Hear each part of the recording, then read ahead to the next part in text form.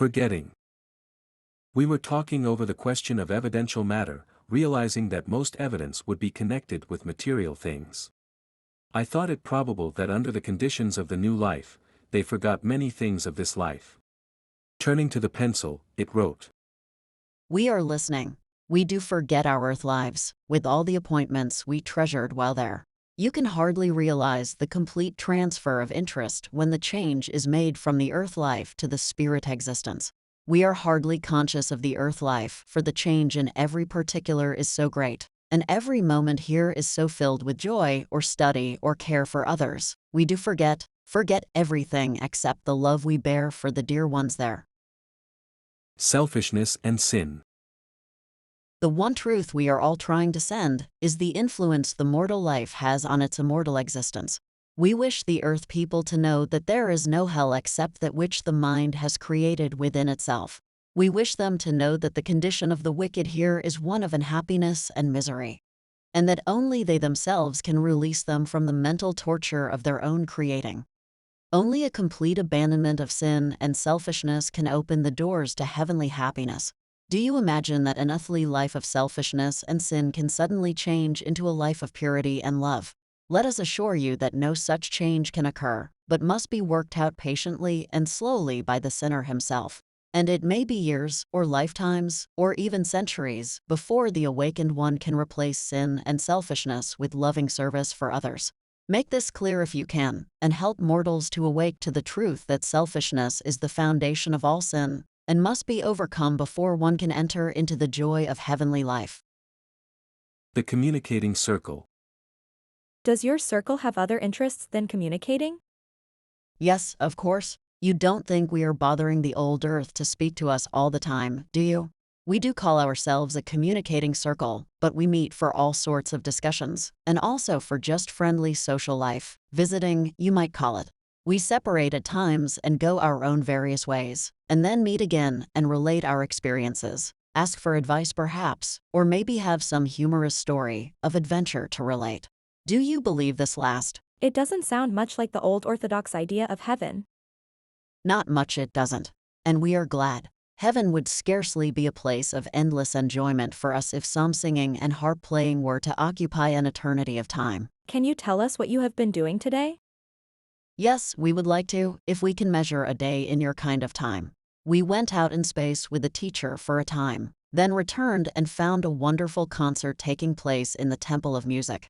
Then we went to look up some friends, making calls, you would say, and afterwards listen to a lecture on, well, on etheric, no, thought waves. This took most of the time until we got your call and came here. How did you get the call? Just a thought call. It comes like an impression on the brain. How many are here? Not all the circle. Many were away with other occupations or with other friends. So chiefly your most intimate friends are here. Last century experiments.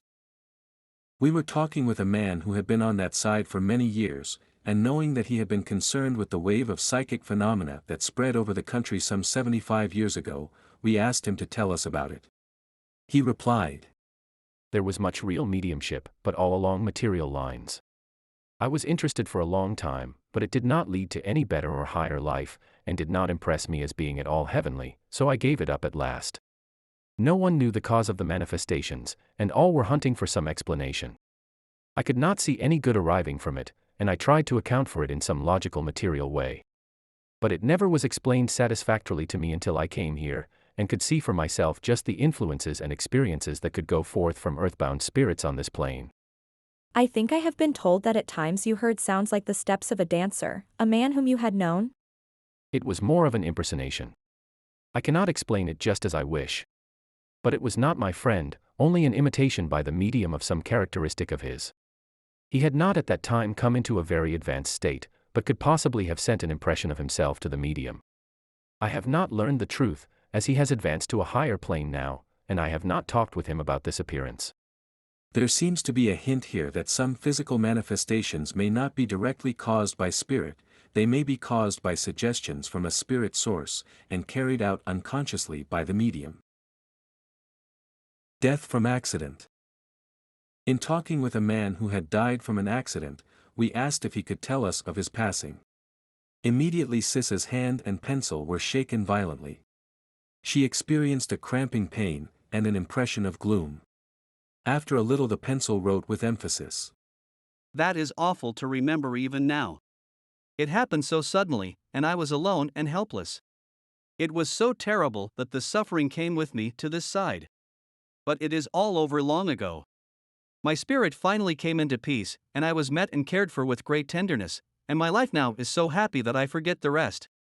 But the suffering I endured made me the special care of friends who tried in every way to blot out the memory of the pain and agony, and lead me into peace and happiness. You have asked of the occupations of the angelic ones here. Can you not see here one more service in caring for such spirits? The earth memory still clings to them for a time, and therefore they are the more tenderly cared for and led away from all painful thoughts. Is there compensation for such suffering? All pain is lost at last in the final peace. But if there are those who cause the pain, I mean the deliberately cruel ones, their atonement here is sometimes through much pain and suffering. I meant compensation for accidental suffering? The suffering of earth is so short compared with the eternity of bliss, that all thoughts of compensation are lost in the very reality. Our first experiences. 4 of us were together one evening, and we asked Mary if she could tell us what would be our first experiences if we should suddenly come there together from any cause. That is a question not easily answered. First, the unconscious period, which might be long or short according to the spiritual advancement of each. Then the awakening, and then then. The beauty, the loveliness, and the surprise. We think then a quiet enjoyment, a quiet receptivity, the while your spirits were becoming accustomed to the light and glory. We know that you would soon gladly take up 2 occupations. The one of learning the laws of spirit life, the accustoming your souls to the new atmosphere. And the second, the eagerness for 2 things. To send backward to those on earth who loved you, that heaven is heaven after all. And then soon the law of spirit life would possess you, and study for improvement, for knowledge of this wonderful life. And then the immediate desire to draw toward you, and toward heavenly delight, those whom you loved on earth. Who was writing that? Dee wrote this time, for her own experiences came back to her suddenly, and the glad surprise which possessed her when she first became conscious. Their usual lives. You know, our lives here have become for us the usual, all its brightness, its knowledge, its wonder, its variety, its purity, and yes, its holiness. Only do not think of that word in its usual acceptance. But all these are our usual life.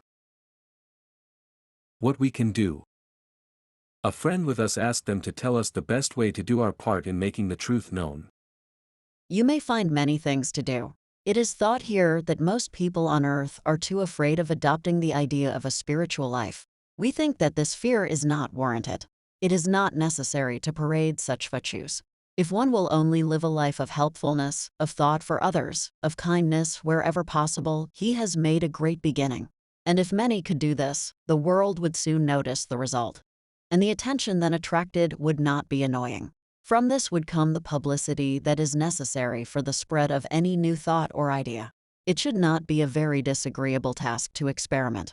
When a few can be near enough to each other to bring the sense of support to the actions of each, then the greatest difficulty is overcome.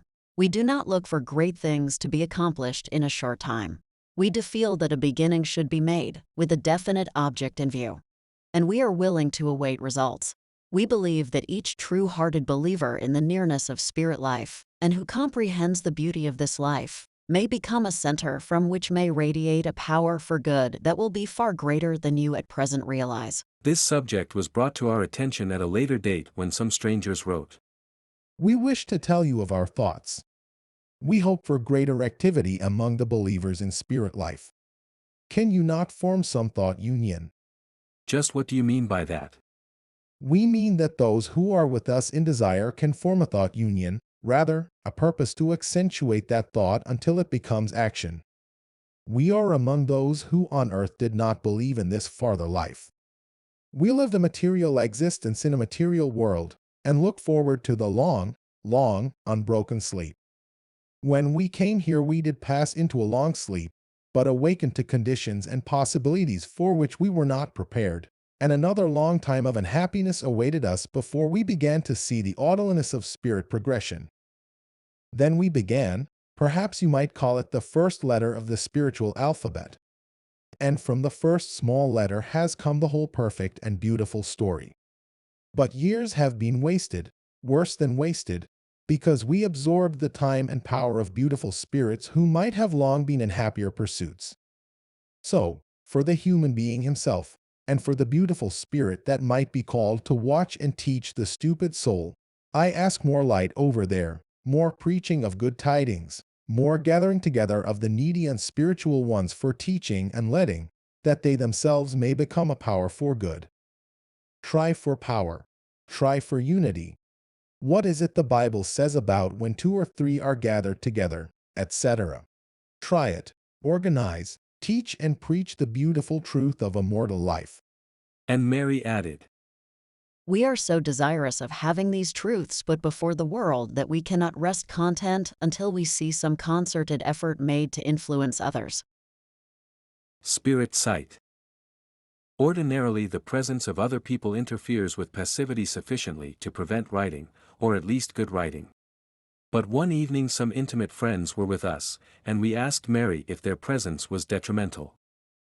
Mary says, it is an aid, and if you could continue for a time we think it would be a very great help. It takes time to harmonize the forces of several persons, but your friends will be easy to bring into perfect harmony. She was also asked if they could see the material things of earth sufficiently to make traveling about the earth's surface a pleasure.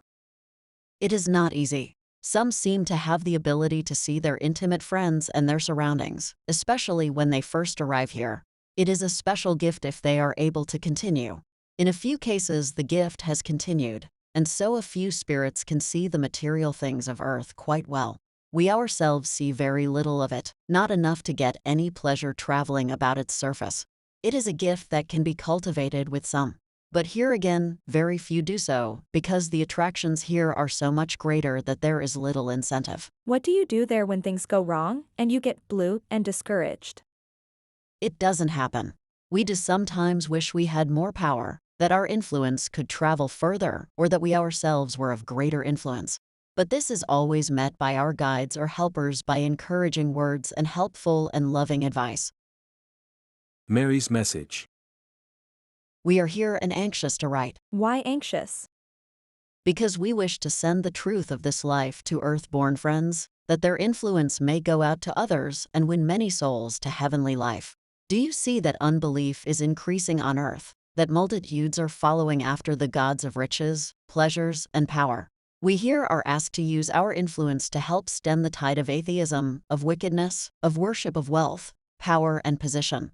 These things are in the way of pure spiritual life and truth. They are bearing down upon the earth with malicious force, and the wicked ones here are glad that this is so. Mary. That is very emphatic for you. Well, we have just had a lesson from one of the great souls here, that we must bend our energies to help the cause of truth, purity, and righteousness on earth. And we turn to you to help. It is so difficult. What can we do? Wait, and the knowledge will come to you. Make the world believe in this life as a continuation of that. Do not preach the old gospel of golden harps and pearly gates for the few, while uncounted multitudes are bathed in the fires of hell. We must influence. We must bring wiser thought to earth. We have preached a sermon, but we were full of the subject, and felt that it was a good time to pass it on. You little realize the need for work to make the people understand. We see the effects of this wave of materialism in the souls who come to us. We have no trouble with those who have some spiritual thought. But how few these are. It is sad to see the multitudes who linger near the earth, drawn by no forces except the material ones that ruled their lives while there. We cannot reach these multitudes easily, and many we cannot reach at all. And we grow sad at the thought of the long years of darkness and misery that so many must endure. You must try to put the truth before the world, if not personally, by means of books and papers.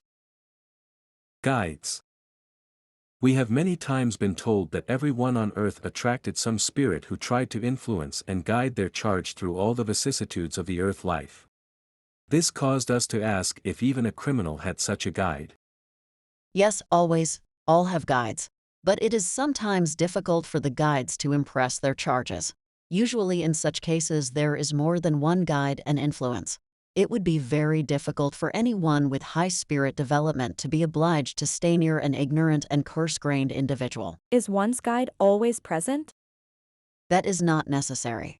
In the first place, a guide, to be a true guide, will know the character, the possibilities, in the life of his charge. These will be like a chart to inform him when and where he is needed. To be constantly with one mortal life would interfere with the progress of the spirit, and it would not be well for the mortal to be so guided. We do not stay with you all of the time, as you know, but faithful watchers let us know immediately if we are needed. Is this true with others? Yes, this is always so. A guide, to be a true guide, must advance, must grow spiritually, must have much knowledge and quick perception, and must endeavor to lead the human soul to higher planes. This he could not well do if his own life and education were stationary. Mary had spoken once of referring to her guides or helpers, and we asked if they themselves had guides. I did not use that word in exactly your meaning, but we do look always to an influence higher than our own. Sometimes from another circle, sometimes from another plane, and in the last analysis, perhaps to Christ. And beyond this lovely and loving influence, to the Father of us all, to the highest Spirit, whom you call God. The Unbeliever. I feel now as if I had been such a blunderer, to think of us over there. Poor humans chasing around after little specks of happiness we hope to find, and missing a universe of joy in our future. We should think, and as far as possible, live this life before we come here. He had been a golf player here, and was asked if he played it there. Not that, but you needn't think we are a psalm-singing, harp-playing lot of people over here. Joy, pleasure, study, helping others when we can. Strange that even over here there are souls living in poverty of utter lack of happiness because of their own unbelief. I was one of the unbelievers there, but I did not stay so. One glimpse of the glory, and my soul was filled with joy, and never again has doubt assailed my mind. You did not know, I guess, how far my unbelief went. But I could not find God anywhere in my business, and of course I could not find any immortality or soul or spirit life. Fool that I was.